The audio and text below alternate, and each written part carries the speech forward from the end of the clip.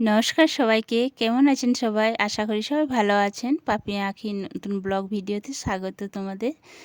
তো এই দেখো সকাল সকাল আমরা সবাই চান টান করে রেডি হয়ে গেছি। কোথায় যাচ্ছি বলছি, দিদির বাড়ি যাচ্ছি। দিদি হসপিটাল থেকে 4 মাস পর বাড়ি ফিরলো। সেই দিদি বলতে আমার ননদ। তো সেই দেখতে যাচ্ছি সবাই মিলে। আমার মাও যাবে, আমার শাশুড়ি মা যাবে, আমার বর যাবে, আমার 2 ছেলে যাবে, আমি যাচ্ছি। শ্বশুরমশাই কাল গিয়েছিলেন, দেখা করে এসেছেন। আমরা আজকে যাচ্ছি। তো আমি চটি পরতে পারবো না, সেই জন্য এই দেখো তুলো লাগিয়ে নিলাম, ওষুধ দিয়ে তুলো লাগিয়ে নিলাম। তারপরে ব্যান্ডেড লাগিয়ে নিচ্ছি, যে মানে যাতে না খুলে যায় তুলোগুলো, নইলে চপ্পল পরা যাবে না, সেই জন্য। তো ভালো করে লাগিয়ে নিচ্ছি যে খুলে না যায় আর লেগেও না যায়, সেই জন্য। তো লাগানো হয়ে গেছে। তো এবার হাতটা ভালো করে ধুয়ে নেব। তো এইখানে আমার ছোটো ছেলে রেডি হয়ে গেছে, এই দেখো রেডি হয়ে বসে আছে। আর এখানে মা, আমার মা রেডি হয়ে গেছে। ফোনটা নিয়ে যেতে, ফোনটা তাহলে যাবো, চার্জ একটু কম আছে। চার্জ ওইখানেও দিয়ে যাবে। শোনো, আমার চার্জার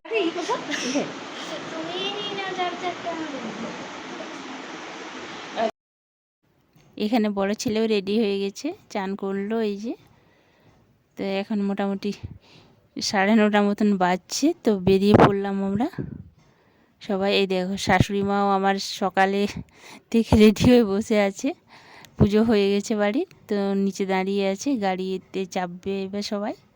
তো এইখানে শ্বশুরমশাই কী করেছে, এইখানে ছোট ছেলেকে জুতো পরিয়ে দিল, বললো আমি নিজেই পারবো। আর এখানে চেপে গেছি গাড়িতে, টোটোতে যাচ্ছি। তো মেঘলা মেঘলা ওয়েদারটা, কিন্তু প্রচণ্ড গরম আছে। তো চেপে গেছি, দেখছো চারদিকটা সবুজে সবুজময়। আর মেঘটা দেখছো, অপরূপ দেখাচ্ছে, নীল আকাশ, সাদা মেঘ, সবুজ ঘাস, খুব সুন্দর লাগছে। তো পৌঁছেও গেছি দিদির বাড়িতে। এই দেখো দিদির সামনে সব মন্দিরগুলো আছে। তো তারপরে দিদির বাড়িটা, পাশের বাড়িটা। তো দিদি 3 মাস পর আসছে হসপিটাল থেকে, মানে ডায়ালিসিস চলছে। সপ্তাহে 2বার চলছিল, এবার সপ্তাহে 1বার দেওয়া হচ্ছে। তো বাড়ি এসছে সেই জন্য। তো সবাই দেখা করতে এসছি। তো এখানে আমার ছোটো ছেলে আগে যাচ্ছে, তারপর মাও যাচ্ছে, বেরিয়ে পড়েছে। আমার বর দাঁড়িয়ে আছে, মানে টোটো আবার বিকেলে কটার সময় আসবে সে বলছে।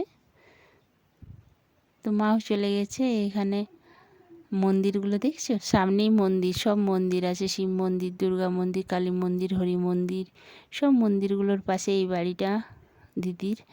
এখানে আমার শাশুড়ি মা আর আমার বড় ছেলে আসছে। আস্তে আস্তে আমার শাশুড়ি মাকে একটু ধরতে হয়, নইলে হাঁটতে পারে না, সেই জন্য।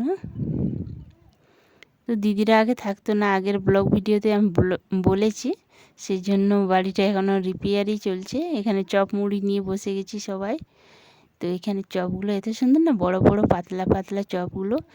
তো দিদি তো মানে কাজ করতে পারবে না, সেই জন্য আমার শাশুড়ি মা সবাই কেটে দিচ্ছে, আমি রান্না করব।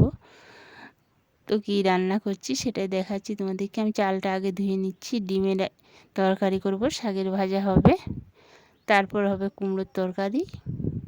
তো চালটা আমি ধুয়ে নিচ্ছি কলে। এই দেখো টাইম কলে ওদের জল আসে, আর এই কলে টিপা কলে মানে ব্যবহার হয়।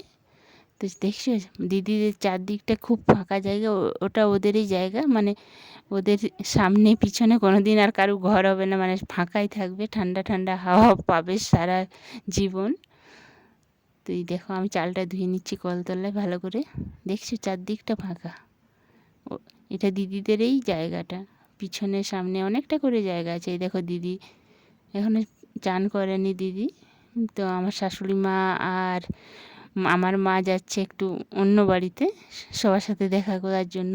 তো আমার শাশুড়ি মাকে ধরতেই হবে, না ধরলে তো যা মানে হাঁটতে পারবে না, সেই জন্য।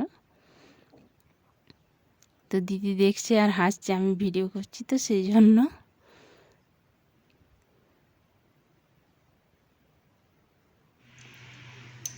তো আমি মিক্সিতে এই দেখো সব আদা রসুন পেঁয়াজ সব কিছু একসাথে বেটে নিয়েছি।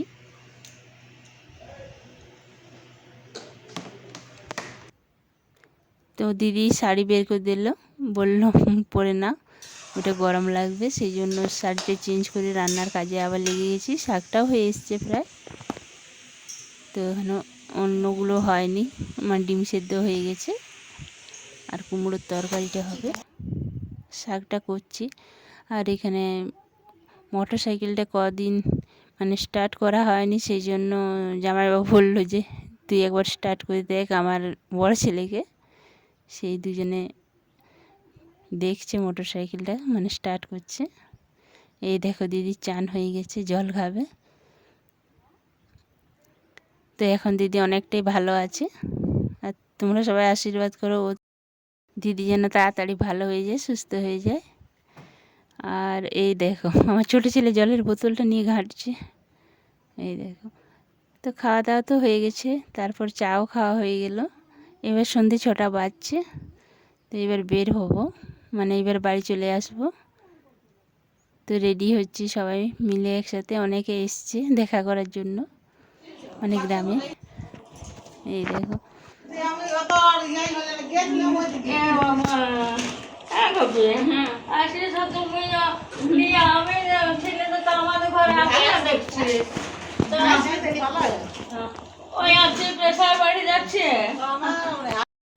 তো বাড়ি পৌঁছে গেছি, এখন 8টা মতো বাজে। তো ফুচকা নিয়ে এসেছি, সেই খাচ্ছি, সবার খাওয়া হয়ে গেছে, আমি খাচ্ছি। আর সিঙ্গাড়া নেওয়া হয়েছে। তো আজকে আর রুটি বানাবো না, মুড়িই খাবো। তো ফুচকা খেতে খেতে ভিডিওটা আমি শেষ করছি। দেখা হবে আবার একটা নতুন ভিডিওতে। সবাই ভালো থেকো, সুস্থ থেকো। আর ভিডিওটা ভালো লাগলে অবশ্যই একটা লাইক করো, কমেন্ট করো, আর সাবস্ক্রাইব করতে ভুলো না।